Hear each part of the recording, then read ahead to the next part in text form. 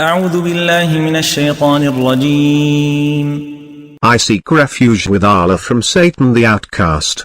فمن يرد الله أن يهديه يشرح صدره للإسلام ومن يرد أن يضله يجعل صدره ضيقا حرجا كأنما يصعد في السماء كذلك يجعل الله الرجس على الذين لا يؤمنون.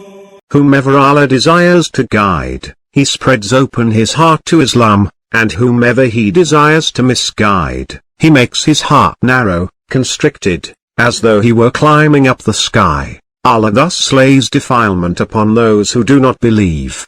وهذا صراط ربك مستقيما قد فصلنا الآيات لقوم يذكرون.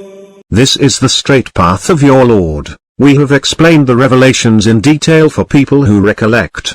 لهم دار السلام عند ربهم وهو وليهم بما كانوا يعملون.